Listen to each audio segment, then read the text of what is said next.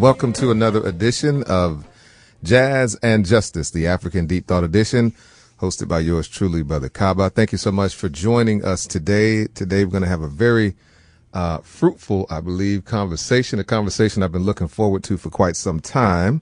We're joined now by Dr. William Sandy Darity. He is PhD, the Samuel Du Bois Cook Professor of Public Policy, African and African American Studies, and Economics, and the Director of the Duke Consortium on Social Equity at Duke University. He has served as Chair of the Department of African and African American Studies and was the founding Director of the Research Network on Racial and Ethnic Inequality at Duke. He specializes in areas of educational policy, educational inequality, segregation in education, inequality, stratification, economics, student achievement, racial and race discrimination, racial identity, wealth, and United States income inequality. He was educated at the MIT, the Massachusetts Institute of Technology, in 1978, where he got his PhD. He got his undergrad degree from Brown University in 1974. So you see, he moved on from 74 to 78 and did his thing. He's the author of several studies, and he's one of our foremost economists. And one of the studies that got a lot of attention over the past couple of years came out in 2015 that he co-authored with several others. Umbrellas Don't Make It Rain: Why Studying and Working Hard Isn't Enough for Black Americans. It is indeed my pleasure to be joined today by Dr. Sandy Darity. Welcome to the program. Thank you so much. Just one proviso.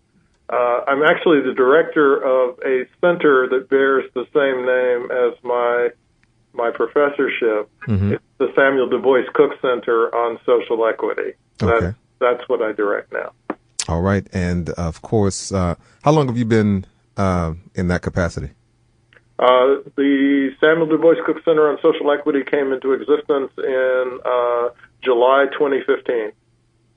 Okay. Now, there have been, of course, several studies that have come out over the years kind of outlining the racial wealth gap, some of which, included yourself in your research.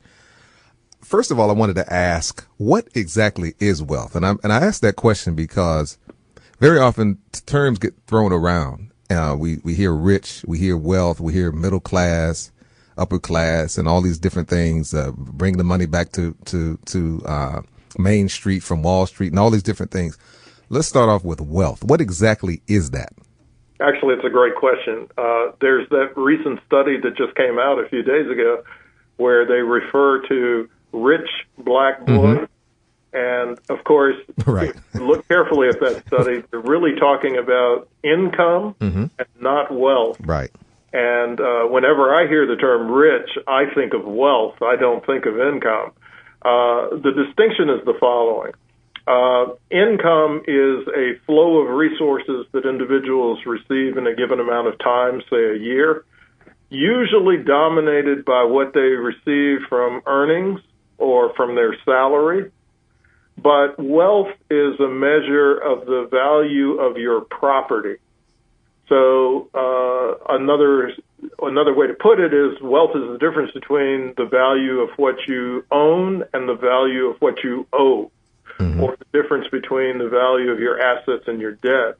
And so we think of wealth as a stock that you can carry with you through time unless you choose to try to make use of it.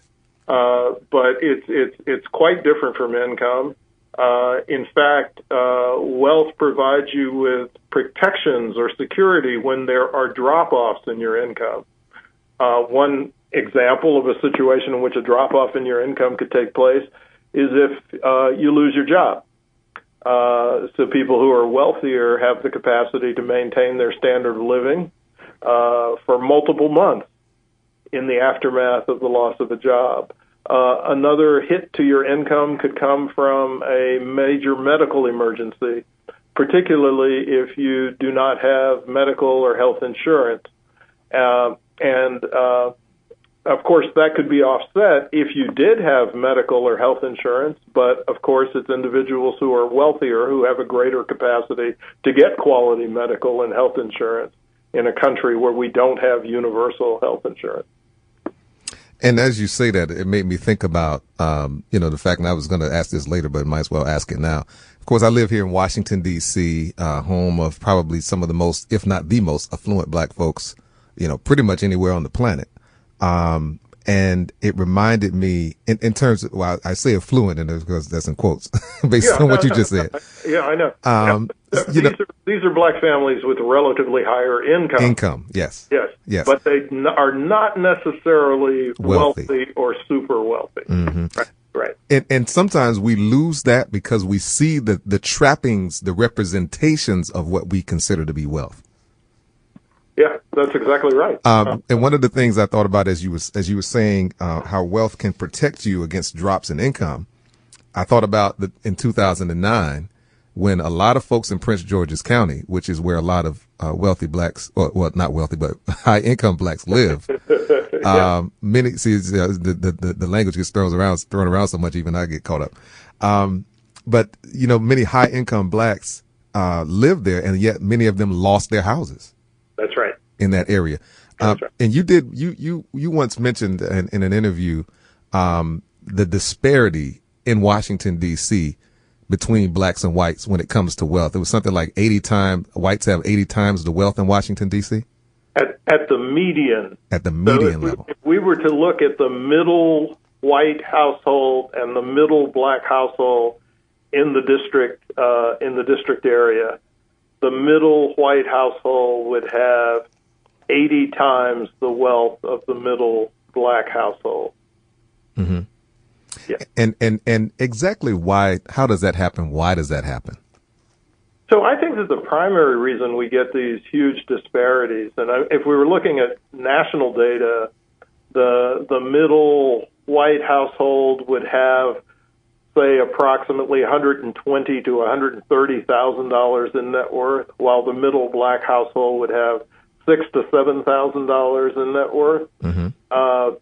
The reason we have these huge disparities, I think, are attributable to two considerations which interact.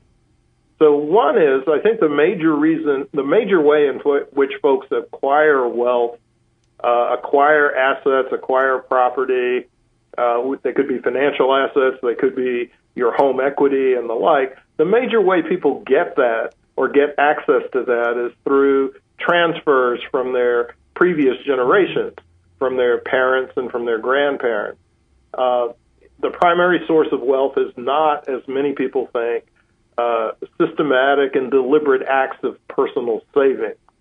It really is attributable to what you inherit or what you receive in the way of gifts from the previous generation. That's what sets you up for the process of accumulation of additional wealth. So then we have to examine the question of why black parents and grandparents have less resources to transfer to subsequent generations. And I think that the starting point for that is the failure to provide the ex-slaves with the promised 40 acres and a mule. So that coming out of slavery, black folks essentially had very little wealth at all. If they had been given 40 acres and a mule, that would have given them a stake in the American economic system that they were not provided. And then subsequently, when folks acquired wealth, it was frequently seized or taken away or destroyed. In particular, I think of the wave of massacres that occurred in a number of urban areas in the United States where prosperous black communities were essentially leveled to the ground. This includes Wilmington, North Carolina in 1898, Tulsa, Oklahoma in 1921. And then to compound things, after the destruction and seizure of black property, we had a set of policies that were put in place at the end of World War II that granted white Americans the highest degree of social mobility that they had ever had in this country, but largely was denied to black Americans. And I'm thinking specifically of the way in which the GI Bill was executed, as well as the introduction of federal home loan subsidy programs. These were administered in a highly racialized and discriminatory fashion, and so black folks were left out of that.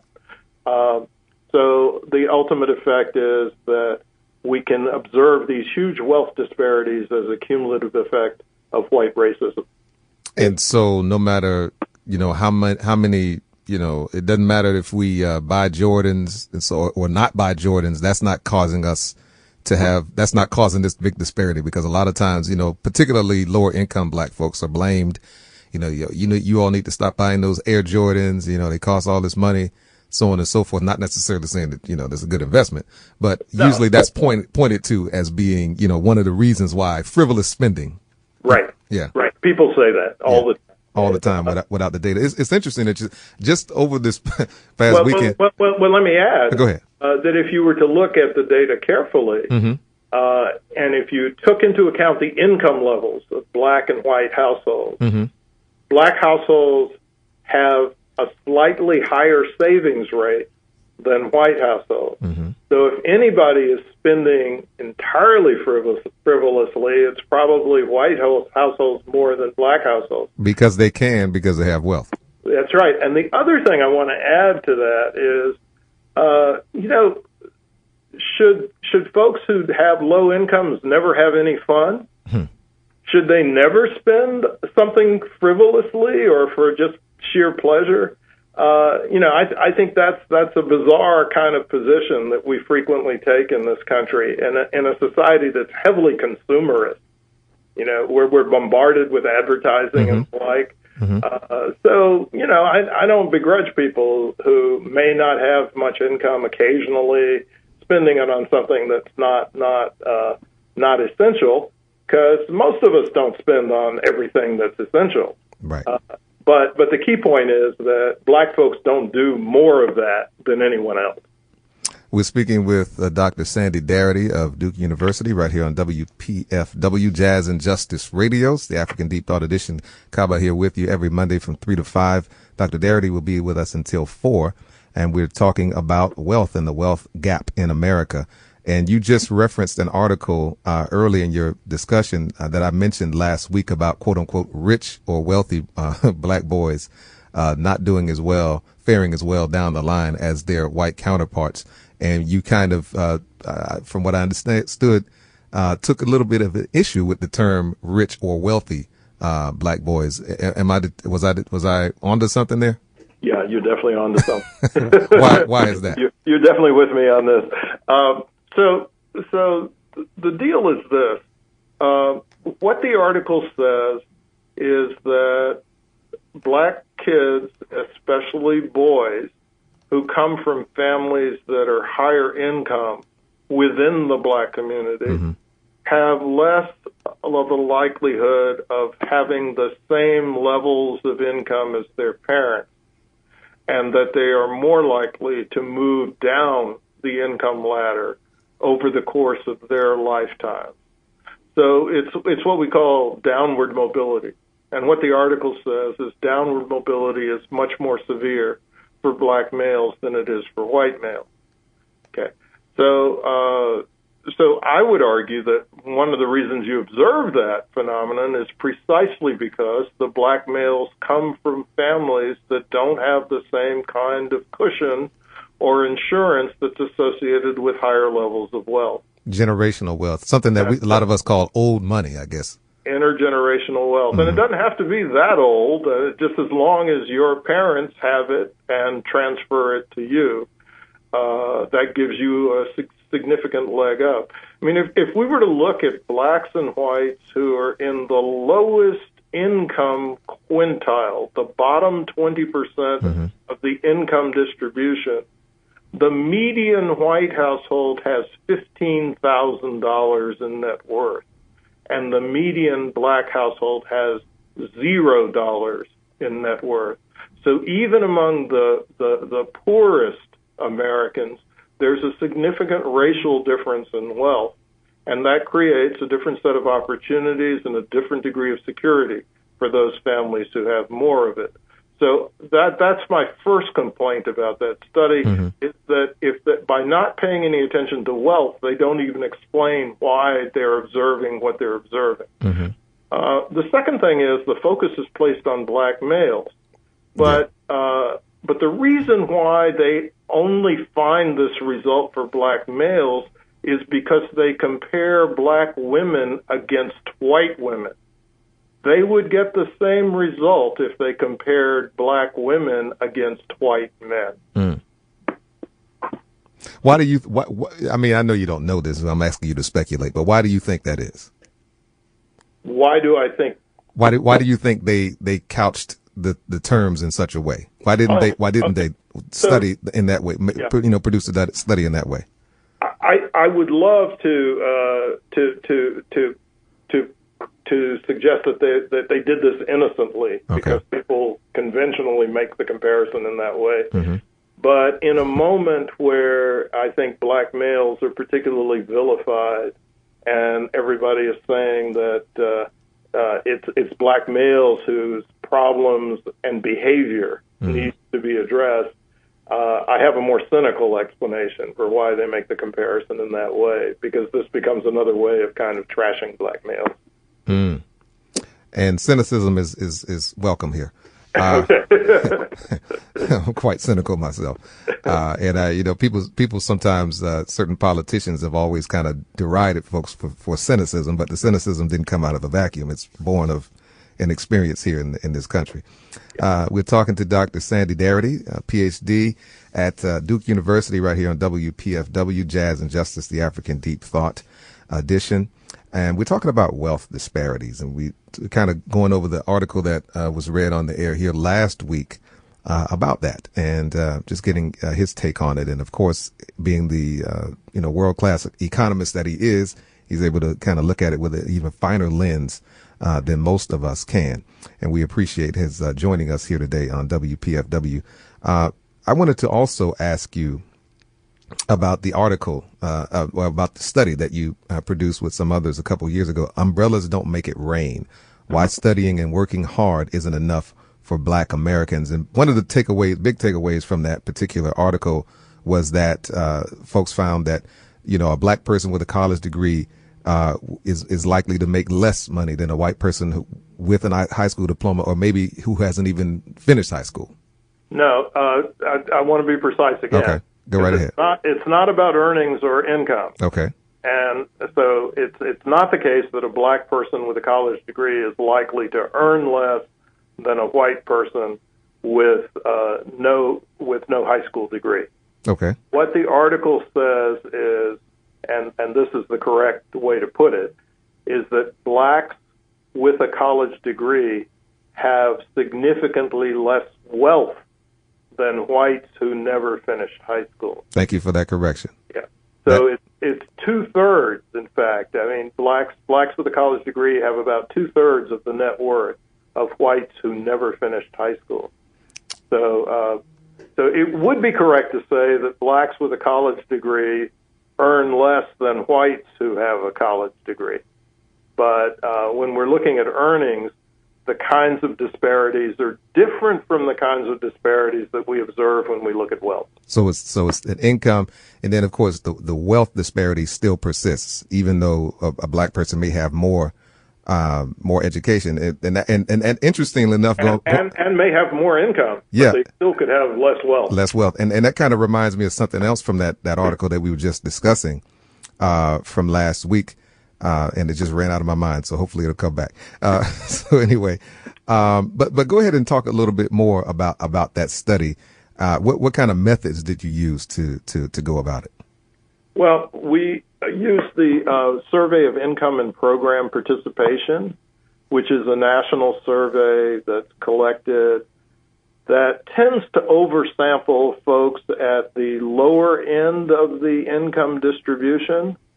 But it asks a series or battery of questions about people's assets and their debts. And from the responses to those questions, you can compute estimates of their level of net worth. And so that's the basis that we used for trying to identify these differences in racial patterns of wealth holding.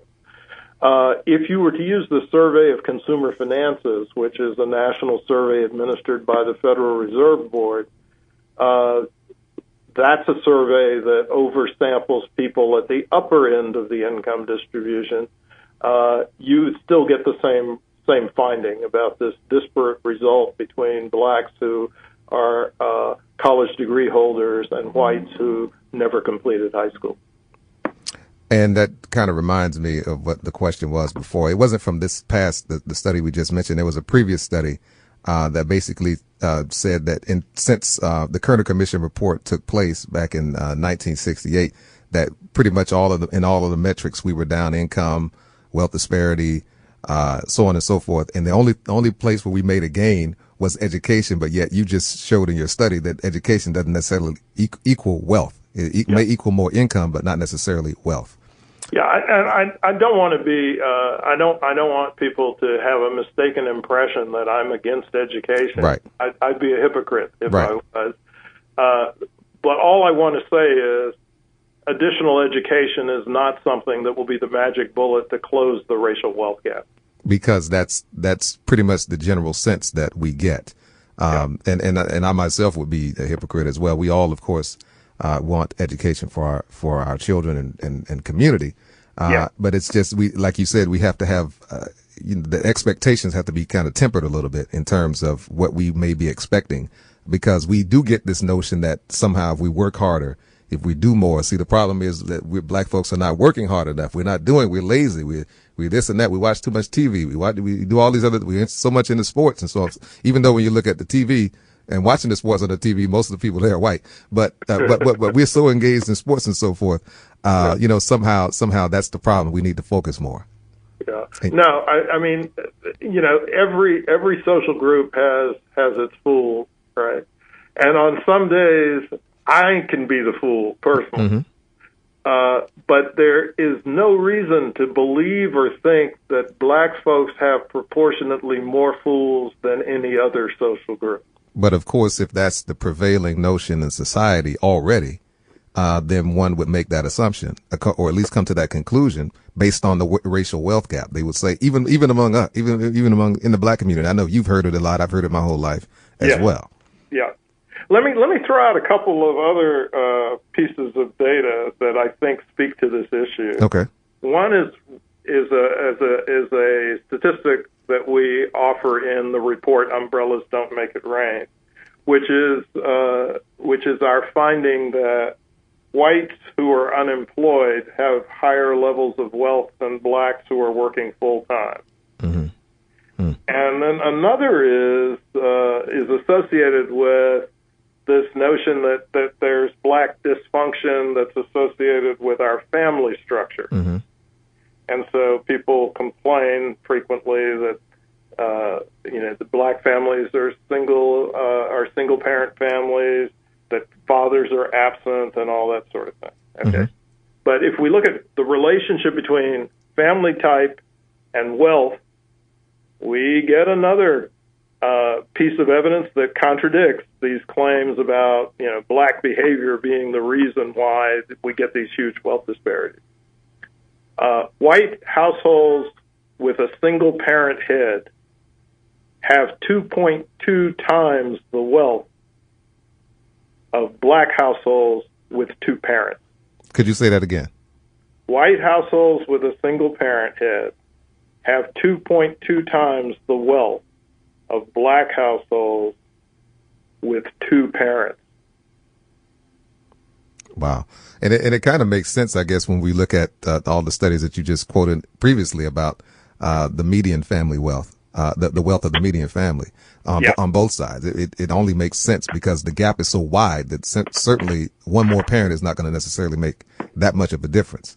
No, especially if both parents are coming from families that had low wealth in the first place. Yeah, but but people will say, of course, this is always said. What about Oprah? She was able to do vision boards and things like that and get herself together. We had Michael Jordan and all these other black folks who have high incomes. What about them? They were able to make it of sheer will. Certainly, the Horatio Alger story certainly applies to them. Yeah. Well. Why can't the rest of you do it? Yeah, well, how many white folks are Oprah Winfrey or Michael Jordan?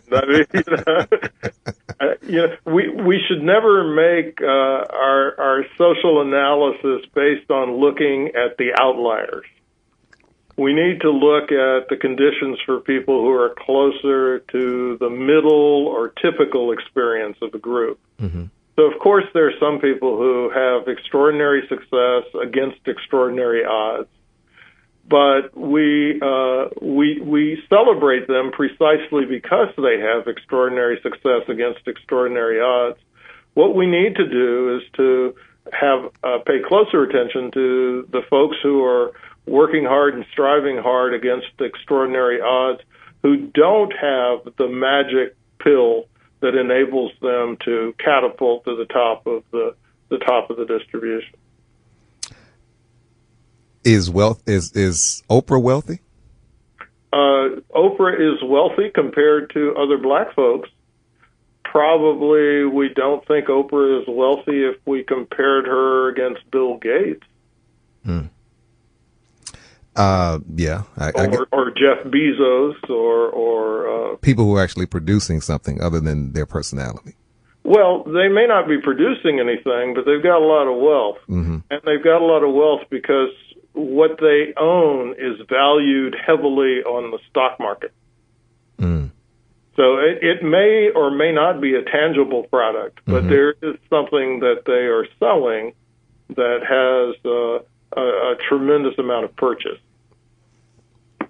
Very interesting. We're talking to Dr. Sandy Darity right here on WPFW, Jazz and Justice, the African Deep Thought edition.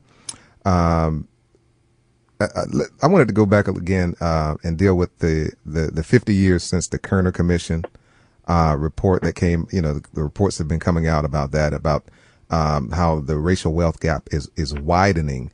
And it seems like I can remember years ago when Dr. Andrew Hacker had his book, Two Nations. I believe it was around the 25th anniversary of the Kerner Commission report.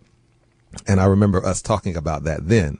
And he basically was saying that, or anticipating a further, a widening of the gap, if you will. And it seems like folks are studying this and talking about it, but yet what can we do to actually change this situation as it gets worse?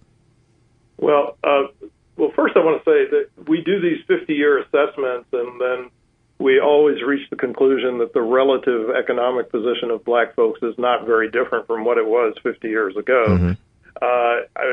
A couple of years ago, there was the anniversary of the March on Washington. Mm-hmm. I guess maybe 5 years ago or so. Yeah. And there was a series of articles about how far people had come, or how far black folks had come. And one of the articles in the Washington Post it indicated that there really was no major change in the relative position that black folks had experienced over that 50-year interval. So, I wasn't surprised to see the same kind of observations made about 50 years after the Kerner Commission report. So, what do we do about it? Mm-hmm. So, what we have to do about it, if we're concerned about these huge wealth disparities, is intervene in such a way that we have a social policy that directly addresses those disparities. Mm-hmm. We have to redistribute wealth in some way. And the most obvious way, if we're thinking about racial wealth disparities, is to introduce a program of reparations. That would be the wait a minute. way to do it. Reparations. That's what do they call it? That's taboo to discuss that. I'm somewhat notorious for talking about things that people feel are taboo. About a decade ago, I was one of the handful of folks, and there were some folks at the University of Missouri, Kansas City. There's my colleague Derek Hamilton at the mm-hmm. New School, where we were advocates of having a federal job guarantee for all Americans. Yes. And people scoffed at it and said that will never happen, or you can never do that. And now, remarkably, it seems to be a serious policy proposal that's on the agenda for consideration for the Democratic Party platform. And hasn't that happened before? In terms of the government providing jobs, hasn't that happened before in some capacity? Yes, I mean the precedent, the closest precedent for what we have in mind is what took place during the Great Depression, mm-hmm. the introduction of the Works Progress Administration and the Civilian Conservation Corps. Mm-hmm. The difference here is, though, that this would be a permanent and universal public option for employment for all Americans. Mm.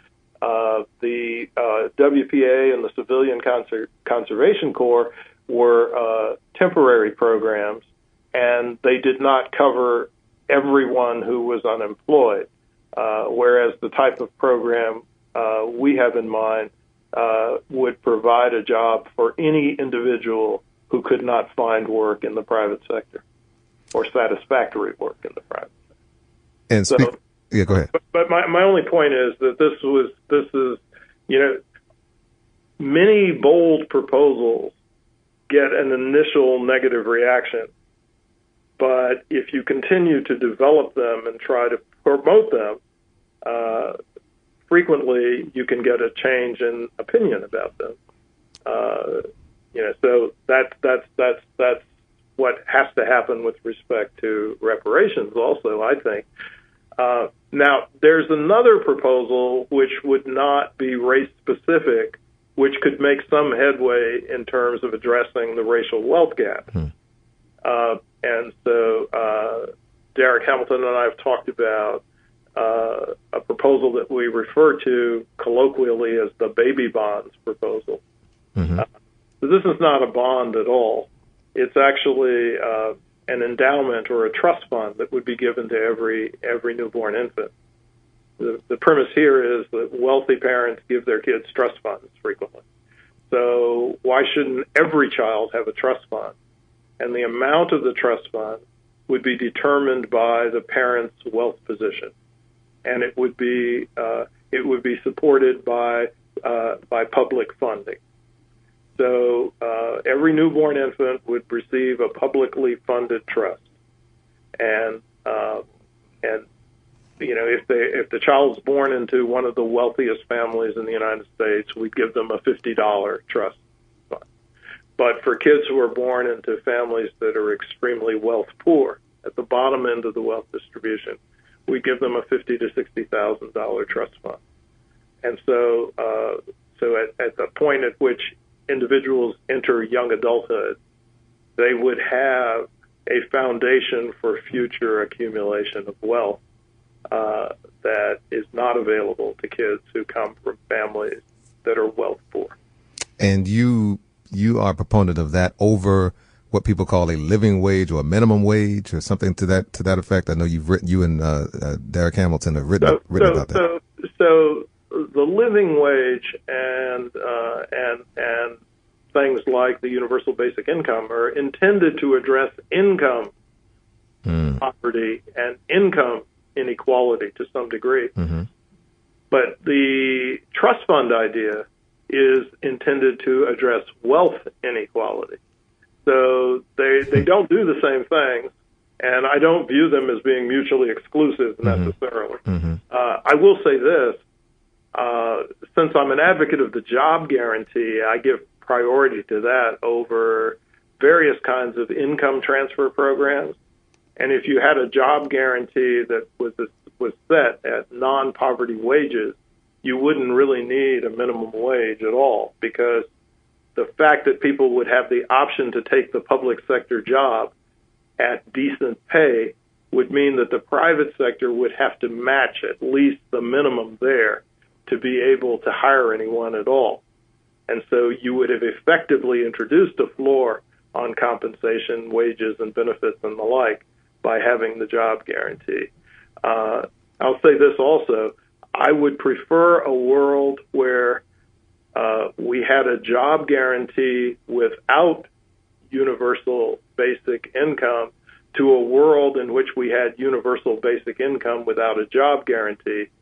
But I would be doubly happy if we were in a world where we had both. That is the voice of Dr. Sandy Darity of Duke University right here on WPFW Jazz and Justice Radio. And I have to say that as a Duke basketball hater, I'm glad that they lost last night. And I hope that doesn't impact the rest of this interview. Not at all. Go ahead. And of course, you're down there on Tobacco Road. My wife used to actually work for RTI down there, and they seem to be pretty big down there. She used to deal with public health policy and all that kind of stuff. So just a little connect. Maybe that'll ingratiate me a little bit more with you. I have to say that.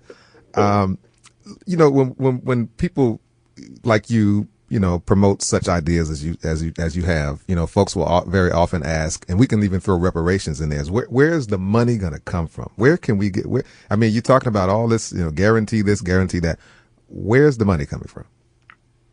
So people always ask that. Mm-hmm. And then I am always amazed that they ignore the fact that at the onset of the Great Recession, we somehow overnight came up with trillions of dollars, which were disproportionately given to the investment banking community that caused the crisis in the first place. So my question is, if we could find money for that and huge sums of money, why can't we find huge sums of money to do things that would be very constructive? I don't think that the federal government really has any effective spending cap necessarily, right. Particularly if what the federal government spends on generates additional incomes, which make it possible then for additional taxes to be collected. So one of the things that could happen with a job guarantee, for example, is that we could avoid having massive economic downturns because we could ensure that everyone could continue to be employed and could be continued to be employed at income levels or earnings levels that would be sufficient to maintain consumption expenditure across the economy. And that would help prevent us from having a severe downturn. It would help prevent having collapsing state budgets. And it would help prevent losses of revenues by the federal government. That sounds very simple and sounds like it's very plausible. Why aren't corporations on board with this? Why isn't this more popular? Why aren't the politicians on board with it en masse? Well, I think the politicians are coming on board, and I think that there's growing momentum for something like the job guarantee. Mm-hmm. I think it's increasingly being viewed as a plausible strategy. Let me add that if you introduced a federal job guarantee at non-poverty wages, you could essentially eliminate working poverty. This means, in turn, that to the extent that we have anti-poverty programs or we have unemployment insurance programs and the like, we could reduce those levels of expenditure significantly. And so there would actually be an offset in terms of the expenses that are faced in constructing the federal budget between this program and other programs that we could reduce markedly. Now, I'm not an advocate of eliminating other types of entitlement programs. There are going to be people who are physically and emotionally unable to perform any work outside of their homes. And so we would need to have a mechanism for continuing to provide support for them.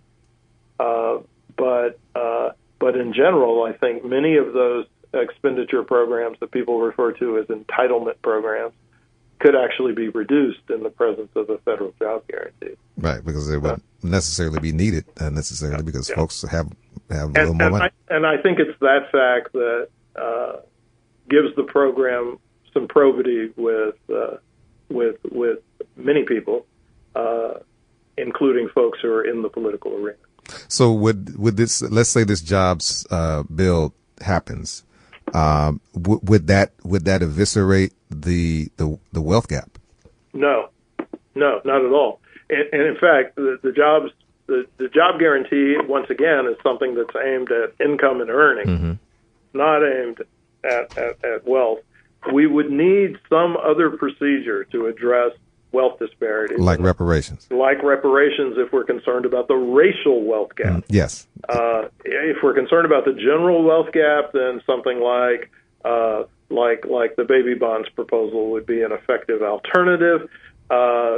We also could have a positive effect on closing the racial wealth gap simply because black kids are going to be born into families with relatively lower levels of wealth. So there could be a mildly disproportionate advantage to black children under the trust fund proposal because they would receive comparatively larger sums of money on average. Speaking of reparations, I spoke this morning with Dr. Ray Wimbush, who's going to be a guest later. He's been a guest before. He said to send his greetings. When I told him that you were going to be on today, he was very excited. Oh, great! Yeah. So he told me to tell you hi. Oh, well, thank you. I haven't seen Ray in a while, but let me reciprocate by saying hi to him. Yes, and just this morning on this radio station, there was a program where they had some of the family members, or one family member of a descendant of some of the people who were enslaved by Georgetown University. I think they were like 272 families or something like that. And one of the things that they are proposing in terms of trying to address that particular travesty was basically free education, or almost like an educational fund. Is that one of the areas of reparations that you advocate for? Or what? Oh, and also I want you to just talk about what would reparations look like for you, for Dr. Darity. So, from my perspective, I've talked about something that I refer to as a portfolio of reparations. Mm-hmm.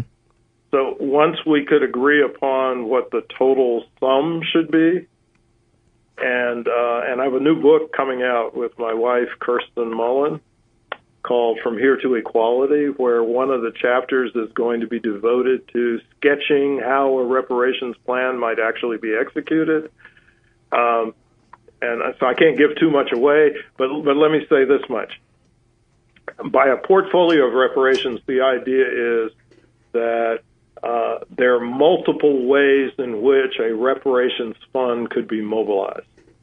One of those ways is one that a lot of people flinch at, but I think it's essential for both symbolic and substantive reasons, is that a check should be delivered to every eligible recipient of reparations. So that's part of the uses. But we could also structure it so that a portion of the funds went to an endowment that would allow people to start their own businesses, to finance higher education, and so forth.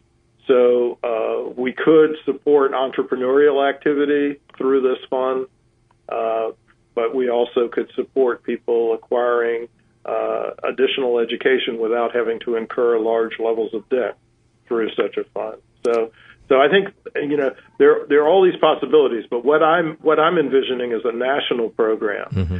What concerns me about what's happening at Georgetown and at many other universities that have a very explicit link to slavery mm-hmm.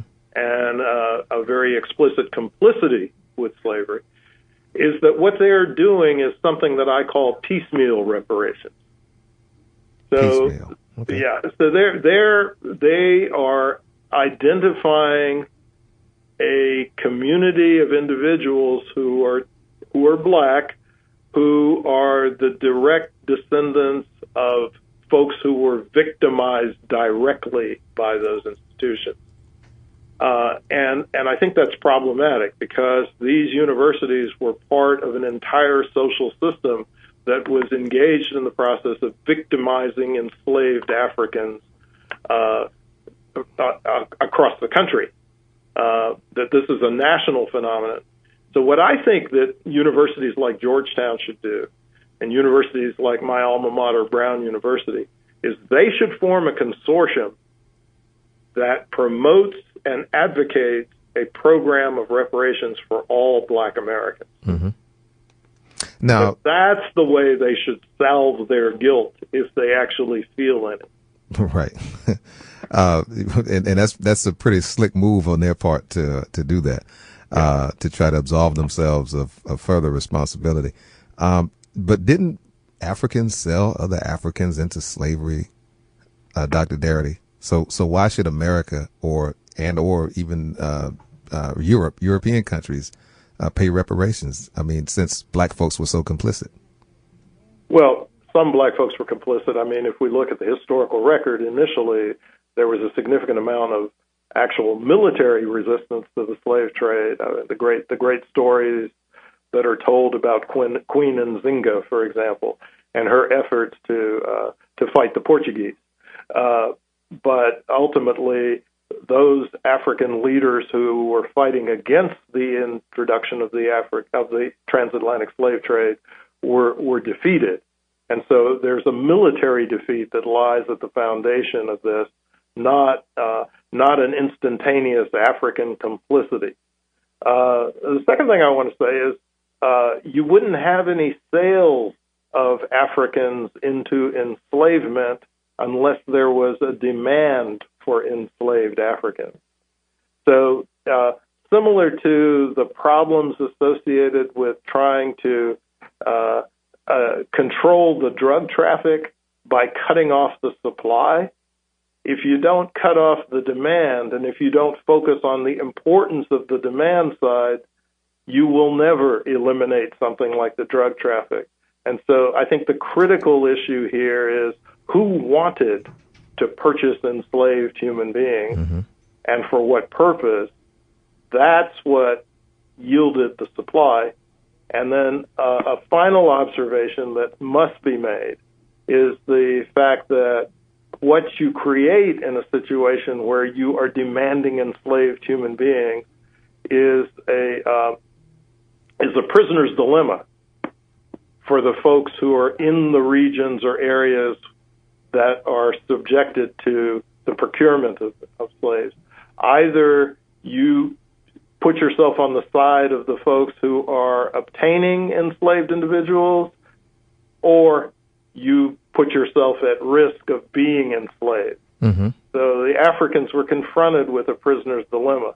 I do not want to applaud those who became slave traders, but I do want to acknowledge that there's a context in which that came about. And so to the extent that the demand side was predominantly European, North American, South American, given the colonial structure of the Americas, then that's where the obligation for compensation lies. Let me add one more thing. Okay.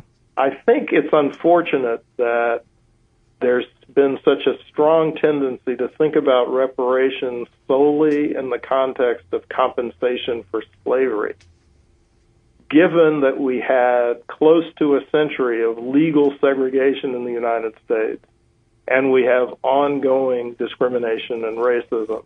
Yes. Probably most visibly captured by police violence against unarmed black folk. Yes. So it's not just the case for reparations is hardly a case that's exclusively made on the basis of slavery. It is a case that must take into account injustices that have occurred since slavery as well. And I don't think anybody can claim that Africans on the continent of Africa bear any responsibility for that. And we only have about a minute left before we go to news. We have Dr. Sandy Darity. Before we let you go, because I know you have to go too. You mentioned, we talk about reparations. We talk about pulling yourself up by your bootstraps. And I have to ask you about the former president, Barack Obama, who was opposed to reparations when he was asked about it when he was running the first time. What is his legacy in terms of black folks? We talk about the wealth gap. We talk about all these things widening and getting worse or staying the same as they were, many years ago. What could he have done? What's his legacy in terms of the wealth gap between black folks and whites? Well, I think if he'd taken a bolder posture, there might have been some changes, and we might. Well, he said you can make it if you try. Yeah, well, he was wrong. I mean, in fact, he actually painted an image of black folks as being highly dysfunctional. Stop whining, stop complaining, take off your slippers, pull up your pants, yeah. Right. And the kind of work that we've done on the wealth gap indicates that when you engage in the most respectable forms of behavior, when you do the right thing, in quotes, you still do not have the opportunity to have comparable levels of resources that most white Americans have access to. So it's not a matter of changing our individual behaviors and practices. It is a matter of changing what is going on structurally in America. And what happens economically very often determines how people act, how they react to their circumstances. And so that would actually alleviate a lot of that as well. That is the voice of Dr. William Sandy Darity. He's a PhD and economist, African American Studies professor, African Studies professor, etc., over at Duke University. We thank you so much, and we definitely have to have you back again. I'd love to be back. Thank you for having me. Thank you so much.